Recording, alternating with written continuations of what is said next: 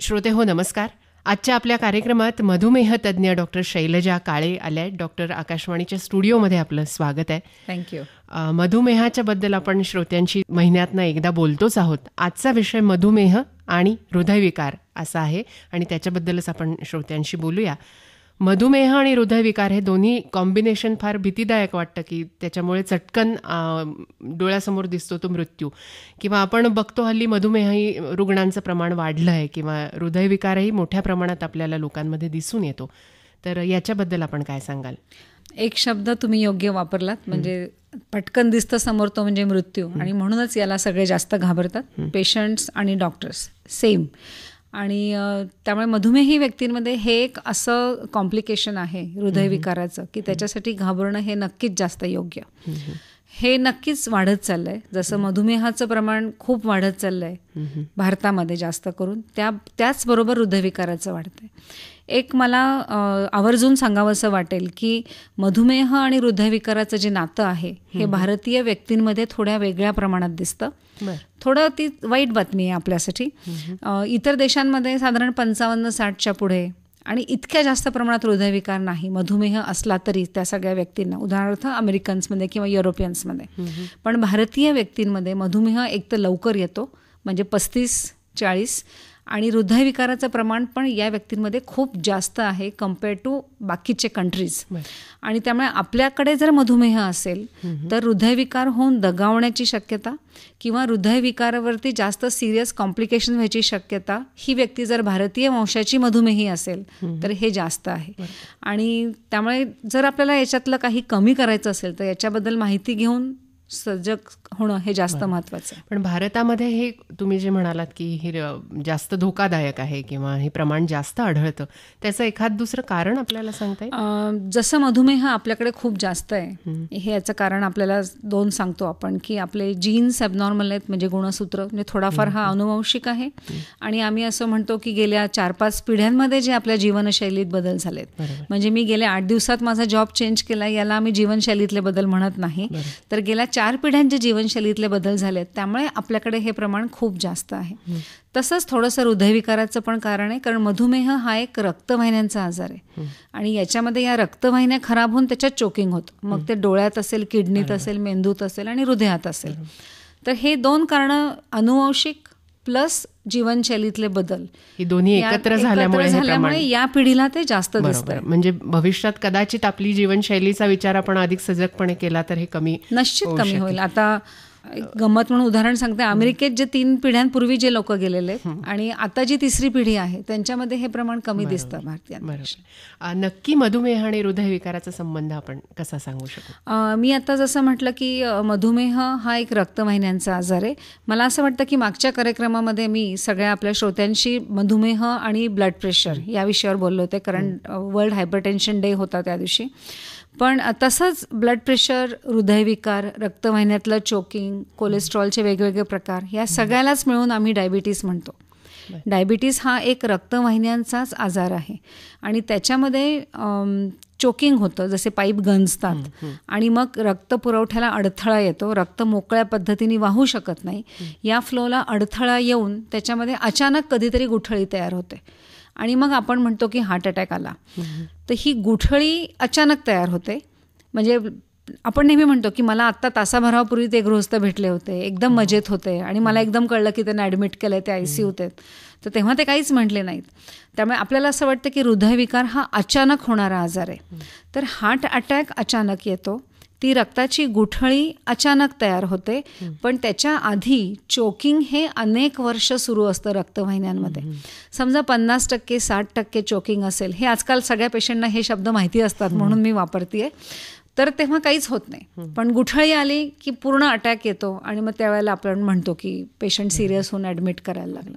ही प्रक्रिया म्हणजे खूप आधीपासूनच सुरू झालेली असते. हो, बऱ्याचदा डायबिटीसचं निदान होण्याआधीपासून ही प्रक्रिया सुरू झालेली असते.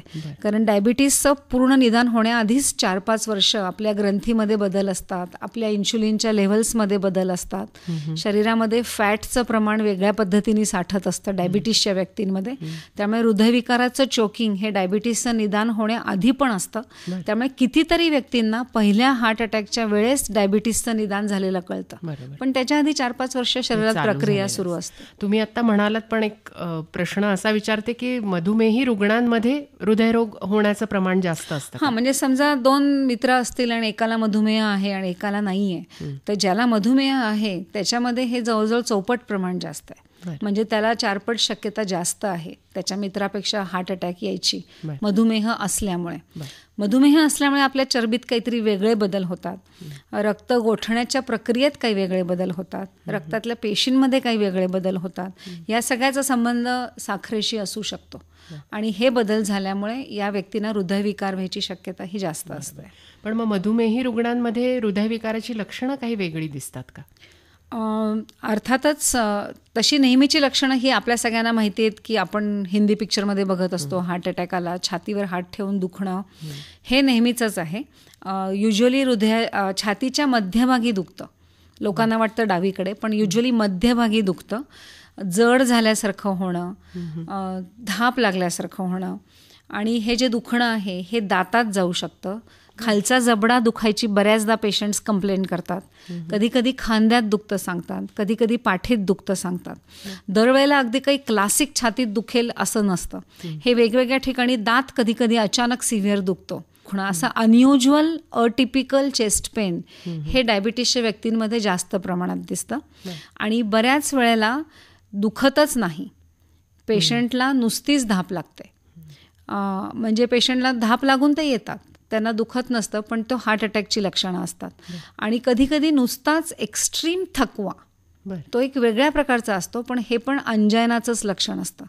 त्यामुळे एक सायलेंट इस्केमिया असं आमच्या भाषेत म्हणतात की हा छुप्या येणी येतो हृदयविकार सुद्धा. जसा डायबिटीस छुपा येतो तसा हृदयविकार पण छुपा असतो या लोकांमध्ये. आणि त्यामुळे इन जनरलच स्वतःच्या लक्षणांकडे स्वतः नीट डोळसपणे बघणं की अरे मी रोज चालतोय पण आज मला जरा वेगळं काहीतरी वाटतंय, मला थोडी धाप लागल्यासारखी वाटतेय, किंवा मला जरा जास्तच थकवा येतोय, तरी ही हृदय. म्हणजे माझे एक पेशंट परवा सांगत होत्या की मी रोज फिरायला जाते मॅडम इतके दिवस, पण आजकाल मला आल्यावर चहा पण करवत नाही. आणि ते सांगतानाच आमच्या लक्षात येतं की दिस इज एक्स्ट्रीम विकनेस आणि it was very severe angina. तर असं आपल्यात जर काही वेगळा बदल असेल तर जरूर डॉक्टरच्या कानावर घालून त्याच्यासाठी काही तपासण्या करणं महत्त्वाचं आहे. डोळसपणे त्याच्याकडे लक्ष ठेवून तातडीने डॉक्टरांना सांगणं हे फार गरजेचं आहे. अगदी बरोबर. स्त्रियांमध्येही मधुमेहाचं प्रमाण त्याच्याबद्दलही थोडं सांगा. आणि या मधुमेह आणि हृदयविकार याचं काही स्त्रियांमध्ये स्वरूप वेगळं आपल्याला दिसतं का? हे निश्चित दिसतं. एकतर आपण जर आता लक्षणांबद्दल बोलतोय तर ते आधी बोलू. स्त्रियांमध्ये ही लक्षणं अजून वेगळी असतात आणि बऱ्याचदा खूप आम्ही त्याला व्हेग कंप्लेंट्स म्हणतो अशी असतात. म्हणजे ते असं टिपिकल माझं हे दुखतं असं नसतं. व्हेग काहीतरी होत असतं की ज्याला आपण हार्टचं आहे का नाही हे डॉक्टरलाही कळत नाही आणि ECG तही येत नाही. बऱ्याचदा स्ट्रेस टेस्ट आपण जी करतो ती पण अशी पॉझिटिव्ह नाही. त्यामुळे अटिपिकल प्रकार हा स्त्रियांमध्ये खूप आहे. त्यामुळे बऱ्याचदा स्त्रियांमध्ये हृदयविकाराचं निदान करण्यासाठी खूप वेळा अँजिओग्राफी करायला लागते, जास्त वेळा करायला लागते, कधी नुसतंच धडधडतं. त्यामुळे हृदयविकाराची लक्षणं ही स्त्रियांमध्ये बऱ्याचदा अटिपिकल प्रमाणात येतात. त्यामुळे तपासण्यांचं प्रमाण हे जास्त असतं. दुसरं, आपण इन जनरल असं म्हणतो की 40-45 नंतर पाळी गेल्यानंतर हृदयविकारचं प्रमाण हे दिसून येतं युज्युअली स्त्रियांमध्ये. तोपर्यंत निसर्गाने त्यांना एक प्रोटेक्शन दिलेलं असतं की हृदयविकाराचं प्रमाण कमी असतं त्यांच्यामध्ये हॉर्मोन्समुळे. पण डायबिटीस झाला असेल तर हे नॅचरल प्रोटेक्शन जातं. त्यामुळे डायबिटीस असणाऱ्या स्त्रियांमध्ये 40शीत अगदी नॉर्मल पाळी चालू असताना सुद्धा हृदयविकाराचं प्रमाण हे जास्त असतं. तिसरी महत्त्वाची गोष्ट, जेव्हा कधी हृदयविकार स्त्रियांमध्ये येतात तेव्हा हे जास्त सिव्हिअर प्रमाणात येतात. त्याची सिव्हिअरिटी ही नेहमीच जास्त असते. म्हणजे पहिल्याच अटॅक आला आणि खूप मोठा आला, किंवा अटॅक आला आणि सिव्हिअर हार्ट फेल्युअर झालं, किंवा अँजिओग्राफी केली आणि खूपच चोकिंग निघालं, हे सगळं स्त्रियांमध्ये जास्त दिसतं. कारण मे बी त्याचं निदान आधी होत नाही.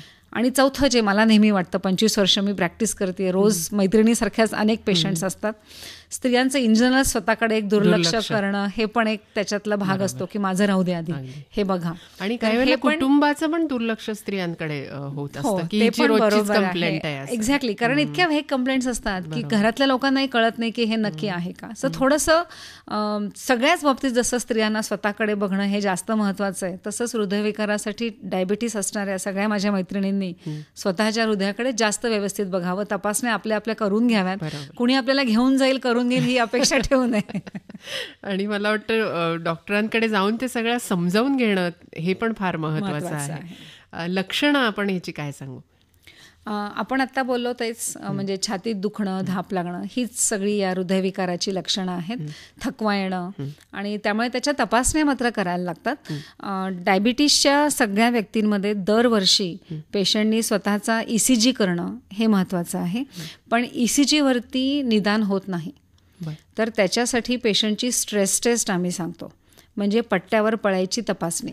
ही तपासणी डायबिटीसच्या आमच्या ज्या वार्षिक तपासणी असतात त्याच्यामध्ये प्रत्येकाने जरूर करून घेणं आवश्यक आहे. कधीकधी वजनामुळे किंवा वय जास्त असल्यामुळे किंवा गुडघेदुखी वगैरे अशा काही इतर आजारांमुळे पेशंट पळू शकत नाही, तर त्याला बाकीच्या काही तपासण्या आहेत. पण स्ट्रेस टेस्ट हा एकच अशी तपासणी आहे की ज्याच्यात आपण ॲटलिस्ट 90% 95% म्हणू शकतो की हृदयविकार नाही बुवा, तुमची स्ट्रेस टेस्ट नॉर्मल आली. हृदयविकारात खूप सिव्हिअर असताना सुद्धा ECG हा पूर्ण नॉर्मल येऊ शकतो. त्यामुळे माझा ECG नॉर्मल आहे म्हणजे मला हृदयविकार नाही असा अजिबात समज करून घेऊ नये. तर जरूर प्रत्येकाने स्वतःची स्ट्रेस टेस्ट करावी. स्ट्रेस टेस्ट करणं शक्य नसेल तर त्याच्या काही इतर तपासण्या आहेत. उदाहरणार्थ स्कॅनची अँजिओग्राफी, काही थॅलियम स्कॅनच्या टेस्ट आहेत, किंवा नेहमी आपण जी ऐकतो ती अँजिओग्राफी आहे. या तपासण्या करणं तितकंच महत्त्वाचं आहे. जसं आपण लक्षणं असोत अगर नसोत, डायबिटीसच्या सगळ्या व्यक्तींनी हे करणं महत्त्वाचं आणि वर्षातनं एकदा हे सगळी टेस्ट करणं महत्त्वाचं आहे. ॲटलिस्ट स्ट्रेस टेस्ट जरूर करावी. पुढच्या तपासण्या डॉक्टरशी सल्लामसलत करून जरूर करून घ्याव्यात. ह्या कुठल्या स्टेजला ही गोष्ट लक्षात येते हे पण मला वाटतं महत्त्वाचं असेल, पण ते लक्षात आल्यानंतर त्याचे उपचार काय काय उपलब्ध आहेत सध्या?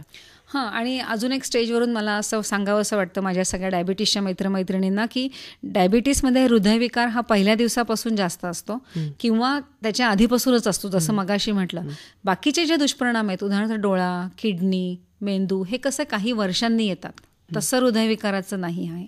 पहिल्या दिवसापासूनच हृदयविकाराबद्दल सजग राहणं आवश्यक आहे. उपाय अर्थातच याला भरपूर उपाय आहेत.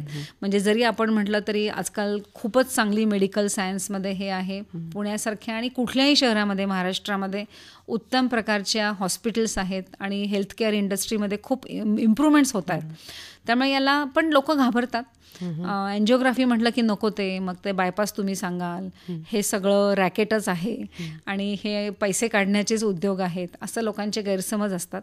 कृपा करून असा गैरसमज करून घेऊ नये. तुम्हाला गरज असेल तर ही तपासणी डॉक्टर सांगत असतो ती जरूर करून घ्यावी.